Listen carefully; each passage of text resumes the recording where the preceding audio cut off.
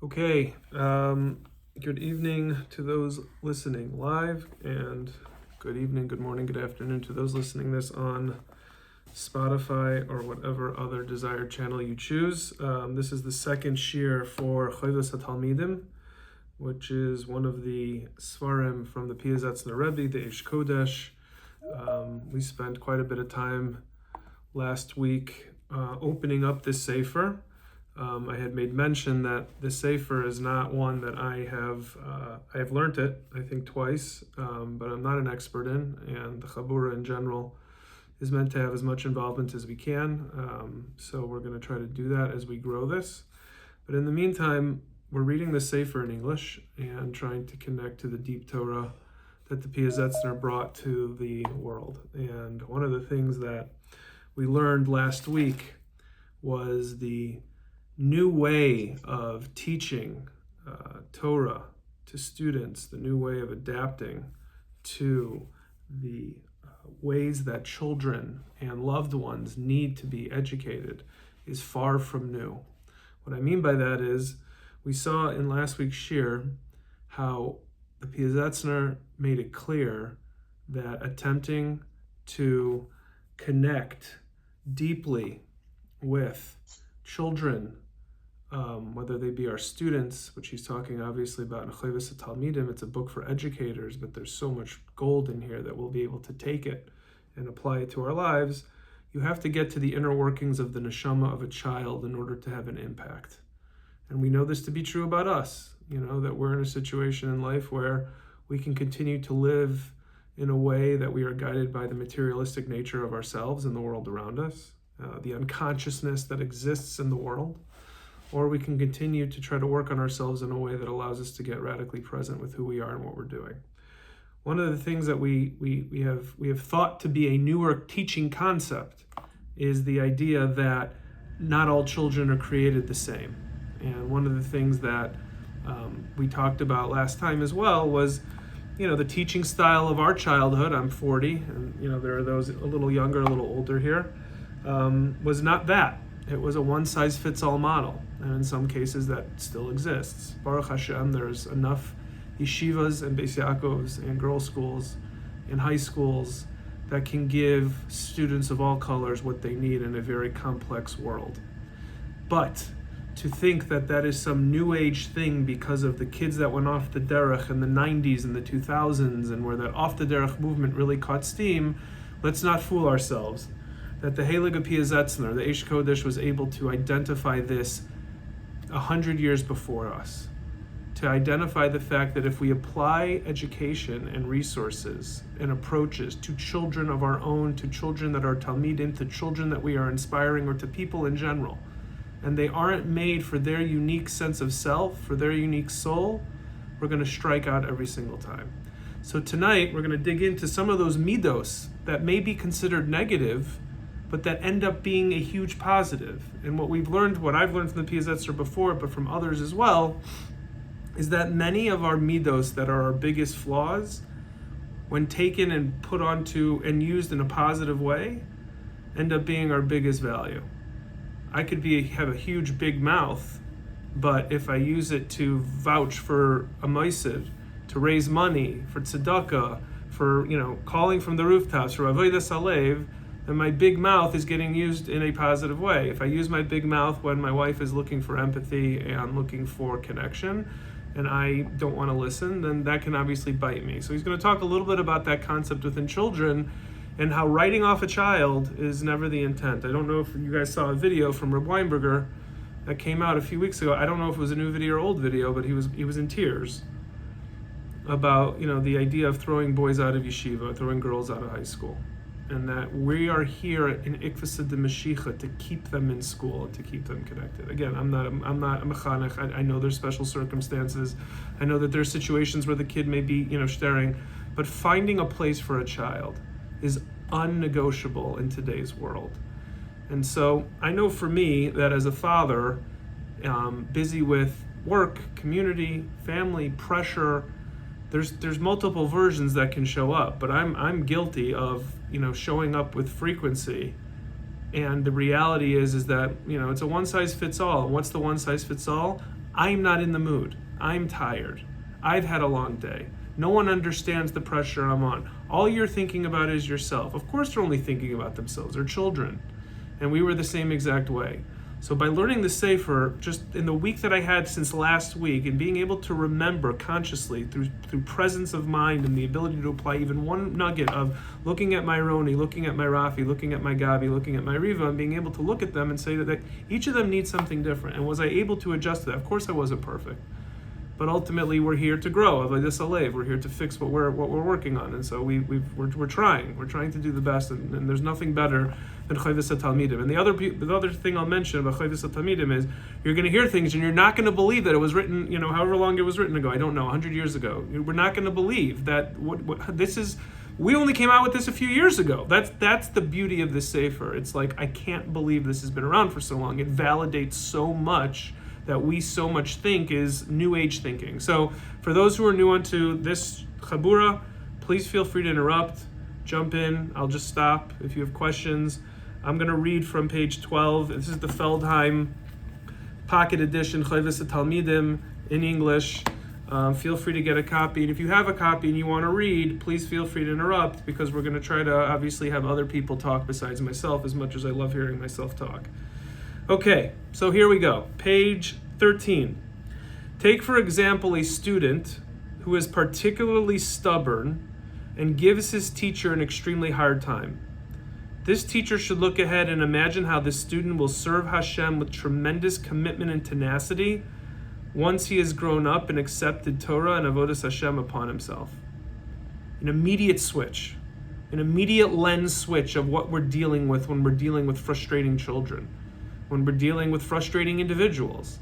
How powerful of a view that can be, of when you see the person reacting in a way that bothers you negatively because your ego doesn't like the way that the reaction is happening, doesn't like the way that the exchange is occurring, and being able to reframe it in, Taka, this person's going to be a real ball buster one day. This person's going to really be able to bust all sorts of barriers and be able to climb through ceilings because they have that level of akshanos, it's called in Hebrew.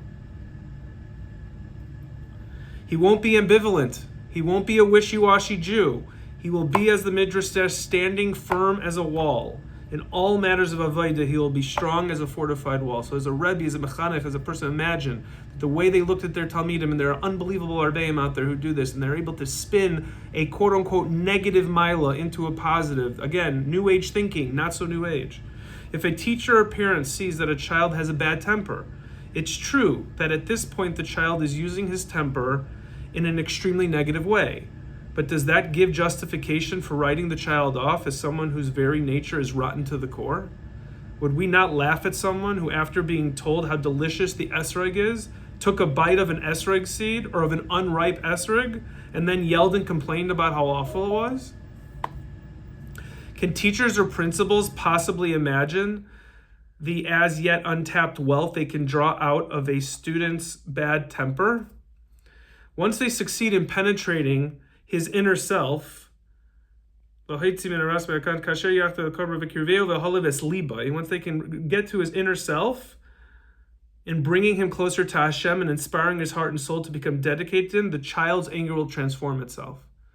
The Rabbeim and Mechanchim and teachers that we hear that are able to get to the students by winning hearts and minds is no different than what we experience in the business world at Balabatim.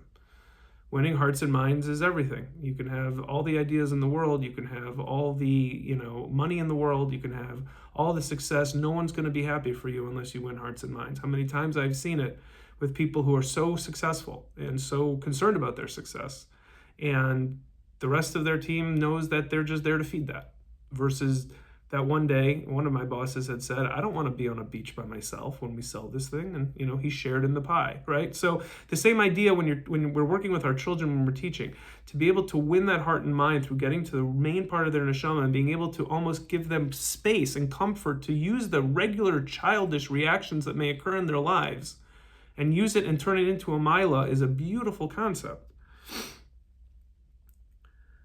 Every act that such a child performs in the service of Hashem, every word of Torah and tefillah that he utters will burn with a fiery devotion due to that same negative midah of stubbornness.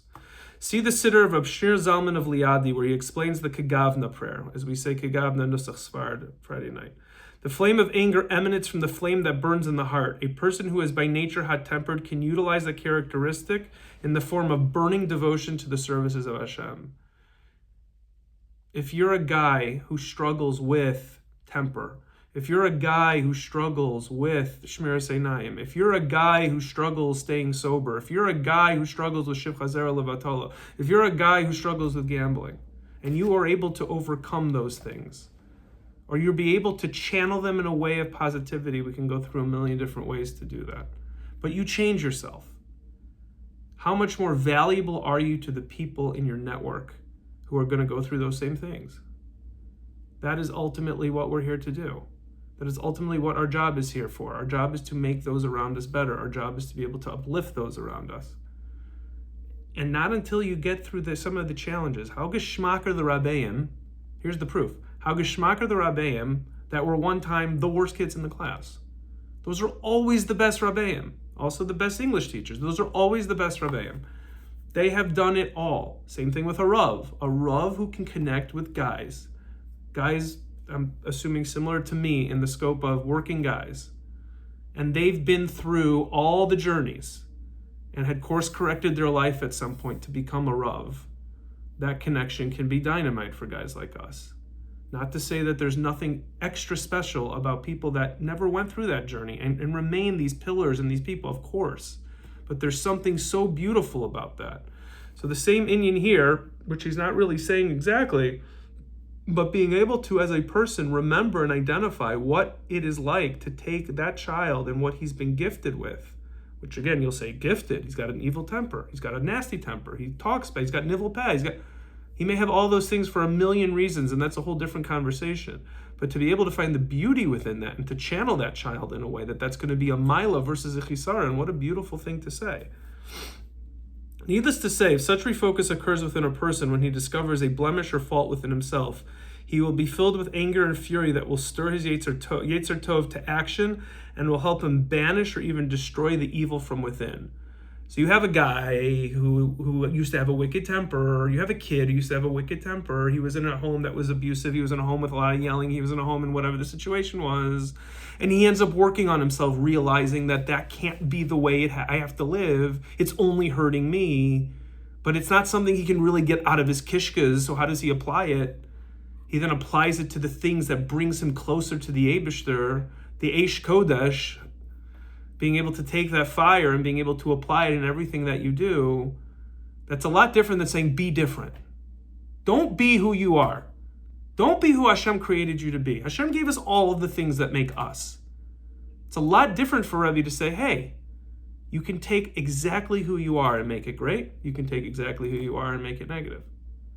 And that's one of the approaches to parenting, because each of these kids are different. So you've got one kid that has a taiva for girls. You have another kid who loves to learn, but won't get outside and do the things he needs to do to take care of himself. You got another kid who will learn panemius, won't learn Gemara. You have another kid, whatever it may be. You have another kid who's not learning at all and doesn't want to do anything, wants to be on his phone all day.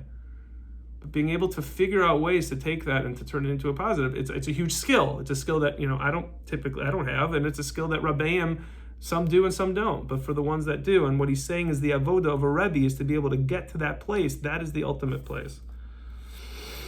And if he finds it necessary to criticize or rebuke his friends, he will be able to refrain from putting them down or speaking to them angrily. So if this child grows and he's able to channel that, he can do it in a way that isn't coming from a place of anger. He will speak to them in simple words, but because his heart is so filled with passionate dedication to Hashem, those words will have a profound influence on his friends' neshamas, and their faults and imperfections will be uprooted and melt away. Beautiful. When we see what is happening to the children around us, we can not help but be heartsick and horrified. Our younger generation has turned to kafira and heresy, Rahman al-Islam. The Haskalah movement, I believe, is what he's referencing. They are bereft of faith, of fear of Hashem, and of Torah. They possess hatred of Hashem and of Jews, who are his servants. Some administrators and Rosh Yeshiva who are preoccupied with their institutions and their students and are concerned only with Klal Yisrael's elite. This is written then. Klal Yisrael's elite. This is what he's saying. Some administrators and Rosh Yeshiva who are preoccupied with their institutions and their students, who are only concerned with Klal Yisrael's elite, console themselves by saying, yes, it's true that there are many who have left the Torah ways, but Klal Yisrael still has young men who are outstanding scholars and whose hearts remain loyal to Hashem. Gam b'nei Tzion hamitzuyonim b'halacha v'im Hashem levavam nimtzoim. They can also be found. But if they would poke their heads out of the four walls of the yeshiva, this is not me. This is not some new age Rebbe who, went off the rails. If they would poke their heads out of the four walls of the yeshiva, they would see the great masses of Jews who have freed themselves from the Torah life, Rahman al-Islam. Freed is in quotations. They would see that the Churban of Yerushalayim has played itself out yet again. Batei Midrash that were once filled with Torah learning have emptied out. Instead, they are now filled with groups whose goals are sacrilegious and anti-Torah, God forbid. Even businessmen and merchants, who if not Torah scholars, used to be at least loyal Jews, who have now turned away from Torah like the youth. They have wandered and stumbled to the point of spiritual self-destruction, Rahman al-Islam. In light of all of this, can we be satisfied with the mere handful of students who learn in our yeshivas? Is this all of Klal Yisrael? This was the message of Reb Weinberger, which I guarantee you comes from the influence of the Piazetzner. His shul is called Eish Kodesh. So, what do we take from that? Well, first let's just step back. Because this Vart, this little paragraph, is what's now being preached at every convention, every Torah Masara Agudah of the children that are missing out. I asked Rebellia Brudny 5 years ago, Rabbi Fein, at Rabbi Fein's shul. Rabbi Fein can be my witness. Rabbi Fein asked him the following question. Rav Brudny, he said, this is not my question, this is one of my congregates' questions. Will Chasidus and Panemius HaTorah, to be utilized to being Bachrim closer to the Eibishter, ever penetrate the walls of the mainstream yeshivas? And Rebellia Brudny said, it won't happen there at first, but he said that the post-Holocaust way of learning, that was the systematic way created, isn't working for too many Bachrim, isn't working for too many Beis Yaakov girls. And it will have to be a change in how we are connecting with the neshamas. This is Rebellia Brudny. And this was in Beis Chaim David East 4 or 5 years ago. That there will have to be a change because there's too many falling off. It won't come to the yeshivas at first. There's Beis Yaakov's doing it, he said. I know there's a woman in Montreal who does this. There's other things happening. It's not going to start there, but there will be a day. Now, Baruch Hashem, there's crazy learning and connection between Balabatim, and there's so much Limud HaTorah, Baruch Hashem. But let's not be fooled that there's a whole subset of students, there's a whole subset of people, there's a whole subset of Balabatim that continue to go through the motions of tefillah, of marriage, of parenting, of hanging out, of dipping their toe into this avera, of dipping their toe into that avera, of that getting out of control, of them feeling less connected because the averas are holding them down and they have guilt and shame about those averas. So they try to show up to daven and their davening is shvach. They don't even have a connection anymore to davening because they've been saying the same words for 25, 30 years. And then what? They go to the gym, but they're constantly staring at what they shouldn't stare at because they have no idea what to do with themselves. They're learning, they're not learning. So what do we do with that? What can possibly be changed about that? And that's the question the Eish Kodesh is asking now. We can't just look at the elite, the top Bachrim. We have to be able to cater to the other Bachrim. We have to be proud to do it as well. And how can we be so sure about our yeshiva students? Have we done all that we can for them? As far as those students who have already reached the higher grades, and especially concerning those who have already begun teaching and are filled with Torah and Avodas Hashem, we can be more confident that with Hashem's help, they will remain within the fold. But will all of the students reach the higher grades? How many of those in the lower grades are unable to continue their learning, whether by force or by choice? Again, guys, this is not 2020, 2025. This is early 1900s. How many of those in lower grades are unable to continue their learning and whether by force or by choice leave yeshiva and enter the workforce, as the Medrash says, 1,000 enter to study and 1 goes out to teach? That was in Vayikra. That's what it says in Vayikra Rabbah, in Beis. What makes us so certain that they won't chas v'shalom abandon Torah and begin to desecrate the Shabbos shortly after they leave yeshiva? We've seen it happen. Why don't we find a solution for them while they are still with us? After all, every teenager who abandons the Torah way of life was in our hands while he was a child. That should break our neshamas when we read that. It should break our neshamas when we read that. I just want to see what it has.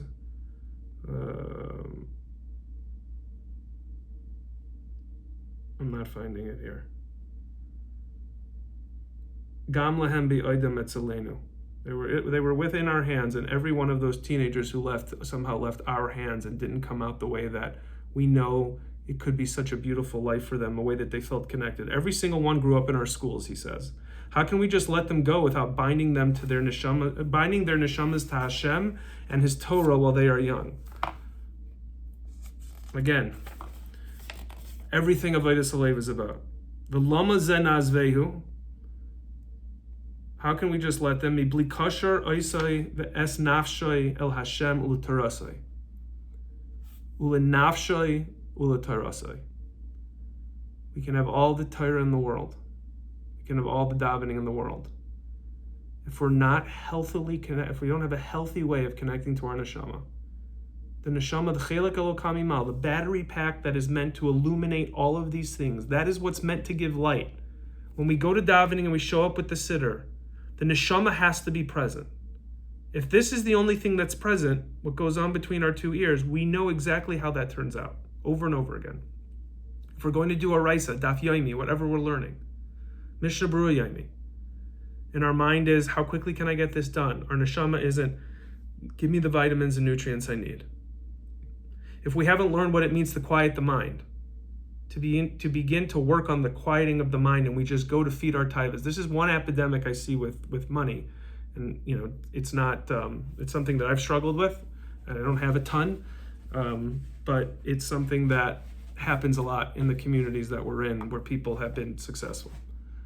If a guy isn't connected to his inner working neshama, then he's not going to be able to connect his children, and it just spirals. But if a guy is not able to connect to himself internally, by being able to sit with himself quietly and be able to do his baininus, contemplation, not his baininus, contemplation, being able to think through, how was my day? How did I show up in the world? How was I as a husband? How was I as a father? Being able to quiet the noise in the mind and be able to get yourself centered and present, okay? And you have a lot of money. A lot of times you can feed yourself from the physical realm enough that you don't think anything is wrong, because anything I feel, it's all unconscious, but you see it all anytime I feel a lack, I'll just go buy something to fill that lack. I'll take a trip, I'll buy this, I'll get that, and they can afford it. And Hashem is, for good and for bad, has blessed Klal Yisrael with tremendous wealth in these days. And it ends up being a curse in many ways, because if that ever runs out, and we've seen it happen, it's game over. It's this disappearing act of off the grid, totally disconnected, no value to anybody, because how many guys do we know that we wouldn't even talk to if they didn't have a dime, but because they do, they're all of a sudden, amazing personalities. Okay, we've all been guilty of that, and we see it all over the place. But you have the situation where they're able to feed it. What a bracha it is for somebody who doesn't have that challenge, where you can realize that, again, everything we do in Torah has to be led with the neshama. It's I don't like to refer it this way, but it's the cart before the horse. You don't want to call any of these things Torah, whatever. But is the beginning piece, is the horse, is that Torah? And the cart is the neshama, or is the neshama and then Torah? That's the cheshbon hanefesh we have to make with ourselves, and that's Chassidus 101.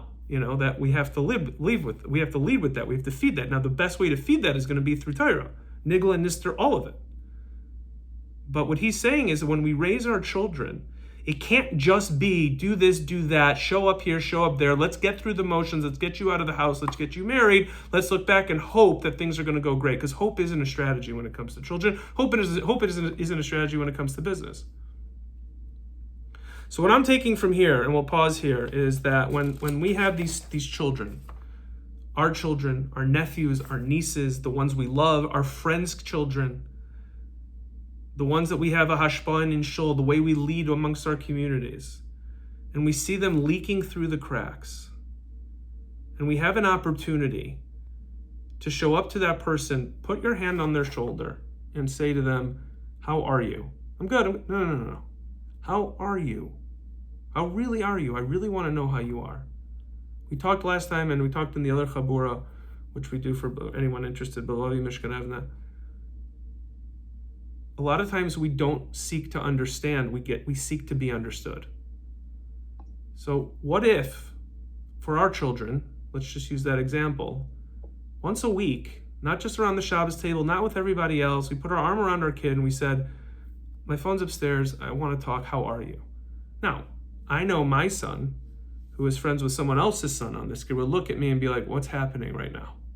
Are you sick? Is there something, should we get the family together?